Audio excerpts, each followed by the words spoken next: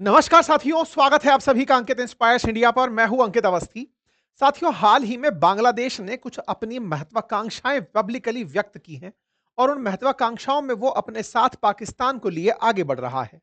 पाकिस्तान के टूटने से कभी बना बांग्लादेश, जो अपने आप में पाकिस्तान से नफरत रखता था, लेकिन अब वो नफरत अपनी पुरानी भारत के साथ रखने शुरू किया है और पाकिस्तान को अपना बना लिया है।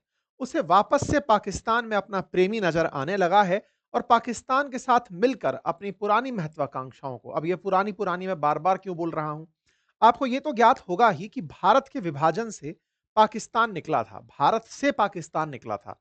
1971 में पाकिस्तान से बांग्लादेश निकला था। पूर्वी पाकिस्तान और पश्चिमी पाकिस्तान ओरिजिनली हुआ करते थे 1947 के बाद, लेकिन 1971 में पूर्वी पाकिस्तान बांग्लादेश बन गया था और पूर्वी पाकिस्तान को बांग्लादेश बनाने में भारत की महती भूमिका थी, क्योंकि भारत की तरफ से बंगालियों पर हो रहे अत्याचारों को सपोर्ट किया गया था, यह कहते हुए कि आपके साथ पाकिस्तानी जो मुसलमान हैं वो बंगाली मुसलमानों को दोयम दर्जे का मानते हैं, आपको बराबर दर्जा नहीं देते। ऐसे में अगर आपके साथ किसी प्रकार का भेद हो रहा है तो आप अपने लिए लड़ाई लड़ें। हमने एक तरह से इन्हें मदद करी। क्या मदद करी? साइकोलॉजिकल मदद करी। जबकि वास्तविकता में ना तो पूर्वी पाकिस्तान ना ही पश्चिमी पाकिस्तान कभी भारत को पसंद करते थे। क्योंकि जब देश के विभाजन में ये दोनों ही क्षेत्र निकलकर पाकिस्तान बने थे, तो भारत से तो ओरिजिनली इनको बहुत ज्यादा नफरत थी। लेकिन हाँ, बाद में जो पूर्वी पाकिस्तान पाकिस्तानियों की प्रताड़ना से पीड़ित होकर, पश्चिमी पाकिस्तानियों की प्रताड़ना से पीड़ित होकर के बांग्लादेश बनाया, तो भारत ने उसको सपोर्ट किया था। और वही सपोर्ट था जो आज तक बांग्लादेश और भारत के बीच में बढ़िया बॉन्डिंग लेकर आ रहा था। लेकिन जब से शेख हसीना पाकिस्तान बांग्लादेश से निकली हैं, तब से जो यहां पर आए हुए ये मोहम्मद यूनुस हैं, जो अपनी तरफ से चीफ एडवाइजर की पद को पकड़कर ऐसे बैठे हैं जैसे राष्ट्राध्यक्ष हों, ये पाकिस्तान के साथ बांग्लादेश के पुराने रिश्तों को बहाल करने में लगे हैं। यानी एक तरह से वो हरकतें हो रही हैं कि पाकिस्तान और बांग्लादेश कभी अलग थे ही नहीं। इतनी ज्यादा एकता इन दोनों में एक दूसरे के साथ देखने को मिल रही है। अब सवाल बनता है, ऐसा कैसे? तो इसके पीछे का तो सबसे बड़ा कारण भी है कि शेख हसीना के जो फादर थे, मुजीबुर रहमान, उन्हीं ने ही पूर्वी पाकिस्तान को बांग्लादेश बनवाया था। अब चूंकि इन्होंने पूरी तरह से बांग्लादेशियों में शेख हसीना के खिलाफ और इनके पिता के खिलाफ नफरत का माहौल भर दिया है, तो जो कारक थे बांग्लादेश को अलग करने के, या कहिए पूर्वी पाकिस्तान को बांग्लादेश बनाने के, वो सभी फैक्टर सब नेगेटिव साउंड होते हैं। या समझिए कि ये इस तरह से साउंड होते हैं कि इनकी नजर में बांग्लादेश बनाना ही एक तरह की गलती था। अर्थात बांग्लादेशियों के लिए तो ये व्यक्ति उस देश को ही मिटा देगा कुछ दिनों में, जिस तरह की हरकतें चल रही हैं।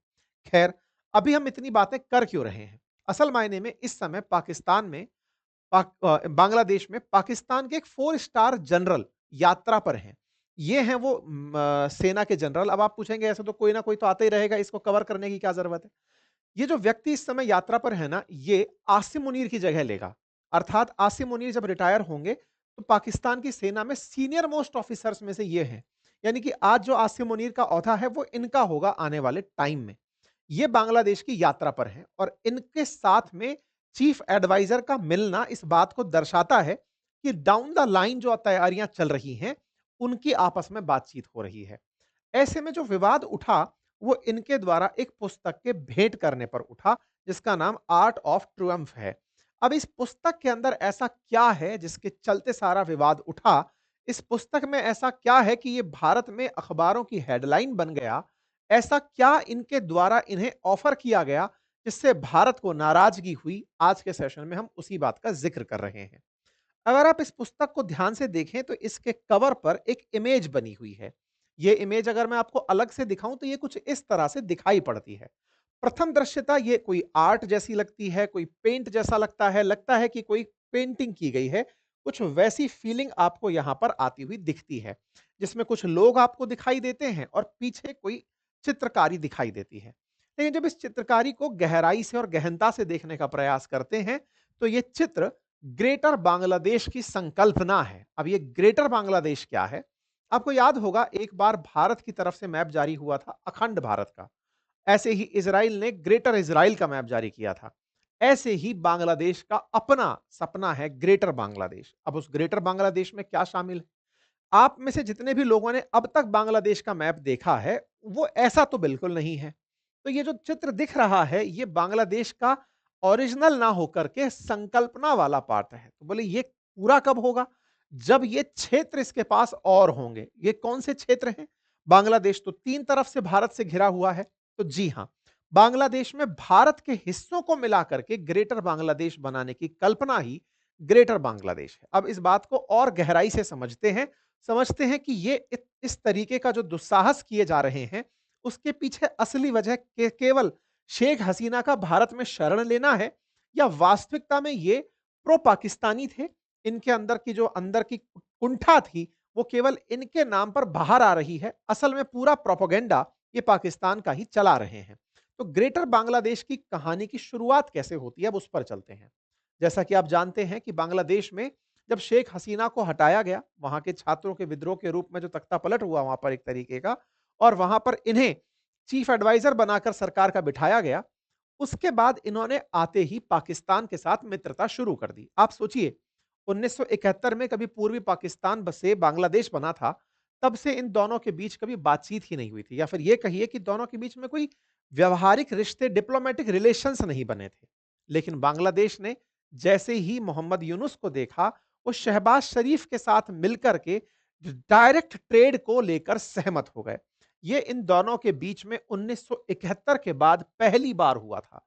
अर्थात ये हेडलाइन बनी थी कि पाकिस्तान और बांग्लादेश ने डायरेक्ट ट्रेड शुरू कर दिया है फरवरी 2025 में। एक बार के लिए लगा कि हाँ भाई, चीफ एडवाइजर अपने आप को इकोनॉमी से रिलेटेड आदमी बताते हैं, तो पाकिस्तान के साथ करके व्यापार ही तो कर रहे हैं, कौन सा कुछ नया है। ये हेडलाइन बनकर के बाहर आई कि हाँ साहब, ये डायरेक्ट ट्रेड करने आगे बढ़ रहे हैं। समय बीता, थोड़ा और समय आगे चला, तो इन भाई साहब ने डायरेक्ट ट्रेड के साथ में ट्रेड, डिप्लोमेसी, कल्चरल टाइज, इनको बढ़ाने के लिए 6 और इनके साथ टाई अप कर लिए। इतना ही नहीं, पाकिस्तान के साथ जो चीन का बॉन्ड है, उससे प्रभावित होते हुए इन्होंने चाइना की यात्रा की और शी जिनपिंग से जाकर कहा कि आप नॉर्थ ईस्ट भारत में जो जाना चाहते हैं, तो आपको बांग्लादेश से होकर हम रास्ता देंगे। यानी कि बांग्लादेश ही नॉर्थ ईस्ट भारत का द्वार है, ऐसा कहकर के ये अपने आप को चीन के सामने प्रेजेंट कर आए। अर्थात हमने ये बात आपके लिए सेशन में रखी थी आज से 6 महीने पहले, जिसमें हमने आपको बताया था कि पूर्वोत्तर भारत पहुंचने के लिए चाइना से इन्होंने कहा कि अगर आप नॉर्थ ईस्ट भारत पहुंचना चाहते हैं, हमारा मैप यूज करिए और उसमें से होकर के आप वहां पहुंच जाइए। इस बात पर हमने आपके सामने चर्चाएं भी रखी थी। वो चर्चाएं एक बार के लिए भारत की प्रतिक्रिया के बाद दब गई, लेकिन ये चर्चाएं फिर से रीसरफेस हो गई जब यहां पर समीर नाम के ये जो इनके सेना के जनरल हैं, वो यहां पर पहुंचे हैं शहीर नाम से। ये जो शहीर शहशाद मिर्जा नाम से सेना के जनरल हैं, वो अपनी 2 दिवसीय यात्रा पर बांग्लादेश आए हुए हैं। लेकिन बांग्लादेश आने से पहले ये मालदीव्स की यात्रा पर गए थे। अब इंटरेस्टिंग बात समझिए, आपने कुछ समय पहले मालदीव्स को भारत विरोधी बयानों के लिए देखा था। यहां के अंदर बैठे हुए राष्ट्रपति जो मोहम्मद मुइज्जू हैं, वो भारत के खिलाफ अनर्गल बयानबाजी कर रहे थे, हालांकि फिलहाल शांत हैं। ये जाकर के पहले उनसे मुलाकात करते हैं। तस्वीरें आती हैं कि पाकिस्तान और मालदीव्स ने एक दूसरे के साथ सैन्य कॉपरेशन बढ़ाने के लिए बातचीत की है। आज से 2 दिन पहले की ये बातचीत है। इनसे मुलाकात करने के बाद ये सेना के अध्यक्ष जो हैं, ये बांग्लादेश की यात्रा पर निकलते हैं। 27 तारीख को ये खबर आती है और आकर के ये मोहम्मद यूनुस से मुलाकात करते हैं। अपने साथ में और भी सेना के अधिकारियों को ये साथ लाते हैं। एक तस्वीर आती है जिससे पता चलता है कि यहां पर कुछ तो करने आए हैं। मोहम्मद यूनुस के साथ जो बात होती है, चीफ एडवाइजर ऑफ गवर्नमेंट के नाम पर यूनुस साहब जो बातें लिखते हैं, उनमें कई तरह की बातें हैं, लेकिन उसमें एक भारत विरोधी बात भी थी। और वो क्या थी? ये अपनी तरफ से बोलते हैं कि हम एक दूसरे की मदद करेंगे, कॉपरेशन करेंगे, कई सेक्टर्स के अंदर सब कुछ सही है। लेकिन यहां पर एक लाइन मेंशन होती है कि हम लोग दोनों तरफ से मिलकर के टेंशंस को खत्म करेंगे, मिडिल ईस्ट और यूरोप के साथ जो चल रही हैं। साथ ही साथ में growing challenge of misinformation and the misuse of social media by non state actor to undermine peace and stability across various regions. इसका क्या लॉजिक है? इनका यह मानना है कि भारत से पाकिस्तान और बांग्लादेश में बहुत सारी फेक खबरें फैलाई जाती हैं। इनका यह मानना है कि बांग्लादेश के खिलाफ और यूनुस के खिलाफ जितना भी प्रचार प्रसार है, यूनुस वैसे तो बहुत अच्छे हैं, भारत ने उनके खिलाफ माहौल बना रखा है। इसी बात को लेकर के ये बात लिखते हैं कि फेक न्यूज एंड डिसइंफॉर्मेशन है फ्लडेड सोशल मीडिया।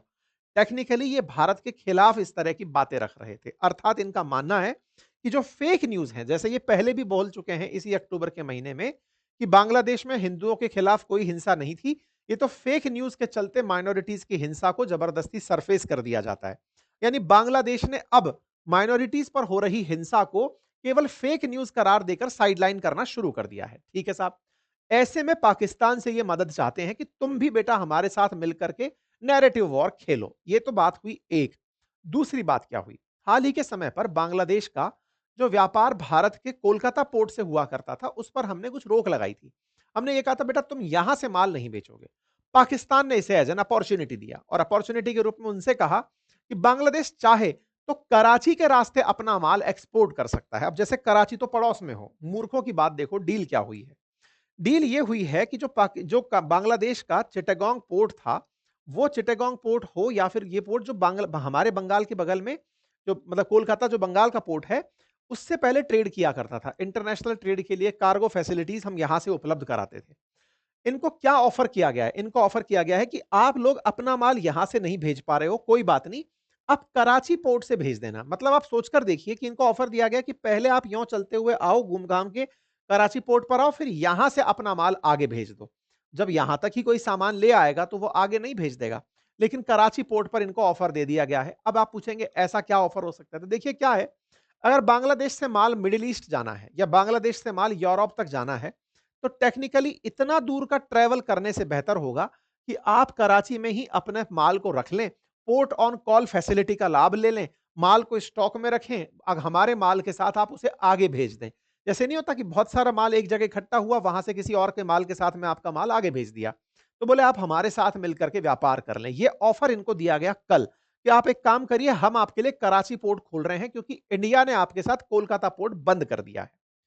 इन भाई साहब ने इनको अपनी तरफ से एक पुस्तक भेंट करी। इस पुस्तक में इन्होंने विवादित पुस्तक, इसको कहा जा रहा है आर्ट ऑफ ट्रायम्फ के नाम से, इस पुस्तक में इन्होंने पूर्वोत्तर राज्यों को बांग्लादेश से मिलाने का ख्वाब व्यक्त किया।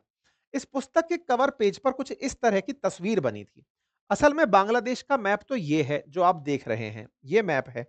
इस मैप के अंदर अगर आप ध्यान से देखें तो किसी भी प्रकार की कोई आकृति बनती हुई नहीं दिखती। साफ दिखता है यहाँ के कौन से स्टेट्स हैं वो प्रेजेंट होता है। भारत में अगर बांग्लादेश को देखें तो वो विजिबल होता है। इन्होंने जो अपनी तरफ से सपना सजाया है, उस सपने में ये आसपास के जो एरियाज हैं ना, इन एरियाज को ये अपने साथ लेने का प्रयास सोचते हैं। अर्थात बांग्लादेश के आसपास के जो क्षेत्र हैं, जिन क्षेत्रों को अगर इसके साथ मिला दिया जाए तो ये जो आकृति बनती दिख रही है, ये इनका असल मायने में ग्रेट बांग्लादेश है। ग्रेट बांग्लादेश के अंदर बांग्लादेश के सीमावर्ती जो पूर्वोत्तर राज्य हैं, उन्हें ये अपने साथ मिलाना चाहते हैं कुछ इस तरह से। मतलब यहां पर आप देखें तो उड़ीसा, यहां से उठा करके कुछ हिस्सा झारखंड का, बिहार का, बंगाल का, उधर आसाम, और इस तरह से इन क्षेत्रों को मिला करके ग्रेट बंगाल की कल्पना ये लोग रखते हैं। और जब से यहां पर सत्ता परिवर्तन हुआ है, तब से ये लोग इसी ख्वाब को सजाए चल रहे हैं कि ग्रेट बंगाल होना चाहिए। ये जो ग्रेट बांग्लादेश है, असल मायने में अंग्रेजों के द्वारा दिया गया जो ग्रेट बंगाल था, उसकी ही एक तरह की संकल्पना है। जब बंगाल 1905 से पहले हुआ करता था, बिल्कुल वैसे ही बोले हमको बनाने की आवश्यकता है, ये पूरा क्षेत्र हमारा हो, ऐसी इनकी संकल्पना है। अब आप समझ सकते हैं कि बांग्लादेशियों ने ख्वाब असल मायने में क्या पाल रखा है। अब आप पूछेंगे इस ख्वाब की पूर्ति में इनके लिए बाधा क्या है? इनके लिए बाधा तो कुछ भी नहीं है। इनको तो पता ही चलता है कि भारत का जो सिलीगुड़ी कॉरिडोर है, वो सिलीगुड़ी कॉरिडोर जो हमारा पश्चिम बंगाल से होकर के हिस्सा जा रहा है, जिसे हम चिकन नेक कहते हैं, वो बांग्लादेश के उत्तर में है। और दूसरी तरफ से अगर देखो तो यहां से नेपाल को उठा लो, यहां से भूटान को उठा लो, और थोड़ा ऊपर से बैठ करके चाइना को देख लो। तो कुल मिलाकर के इन्हें पता है कि अगर भारत से नॉर्थ ईस्ट को आइसोलेट करना है, तो बस इस जगह को हमें अपनी तरफ से बार बार रोकना होगा। अब आप सोच कर देखिए कि कितने सारे एक्टर्स यहां पर काम कर रहे हैं एज एन फैक्टर, कि बांग्लादेश अपनी तैयारियां यहां से करे, ऊपर से बैठा चाइना यहां से तैयारी करे, और इसकी सहायता के लिए पाकिस्तान आ जाए। पाकिस्तान की असल मंशा क्या है? पाकिस्तान की मंशा है बदला लेना। कौन सा बदला? कि भाई तुम लोगों ने हमसे पूर्वी पाकिस्तान को अलग करा के बांग्लादेश बना दिया। तो इनकी मंशा यह है कि बस अगर हमने ये टुकड़ा तोड़ दिया, तो तुमसे पूरी तरह से पूर्वोत्तर अलग हो जाएगा, नॉर्थ ईस्ट अलग हो जाएगा। और नॉर्थ ईस्ट अलग होते ही भारत के दो टुकड़े कर दिए, ये बात पाकिस्तान कहने लगेगा। यही कारण है कि पाकिस्तान बांग्लादेश और चाइना को आपस में बातचीत करने के लिए मिला रहा है। पाकिस्तान ही बांग्लादेश से ये लाइन बुलवा रहा है कि पूर्वोत्तर जाने के लिए हम आपको रास्ता देंगे। इससे आप इस बात का अंदाजा लगा सकते हैं। अर्थात सिलीगुड़ी कॉरिडोर को चाइना वालों को दिखाने वाला या पाकिस्तान की मदद से तुड़वाने का सपना देखने वाला बांग्लादेश है और वो इसे करने के लिए ग्रेटर बांग्लादेश का मदद देखता है। अच्छा, ये बात केवल मेरे बयानों के माध्यम से समझ रहे हैं या वास्तविकता में ऐसा ये लोग सोचते भी हैं? तो देखिए, बांग्लादेश के अंदर पहले यूनुस के जो करीबी थे, उन्होंने भी ये बात बोली थी कि भारत अगर पाकिस्तान पर हमला करता है, तो बांग्लादेश को नॉर्थ ईस्ट पर कब्जे कर लेने चाहिए। अर्थात इन लोगों के यहां पर जो पार्टी के प्रवक्ता कहिए या इनके सहयोगी कहिए, उन लोगों की ऐसी मंशा है। यही कारण है कि जब इन्होंने ये मैप दिखाया, तो भारत की तरफ से तीव्र प्रतिक्रियाएं चारों तरफ से आने लगी। चाहे सोशल मीडिया हो, हर तरफ से लोग इस बात पर सवाल करने लगे कि भाई साहब, ये शायद लोग एक दूसरे के साथ अपनी हार को साझा ही कर रहे होंगे। दोनों जोकर मिलकर के कुछ ऐसा ख्वाब देख रहे हैं जो पूरा नहीं हो सकता। लेकिन देखिए, दो देशों के बीच में जो चर्चाएं हैं, हमें उसके लिए सजग रहने की आवश्यकता है।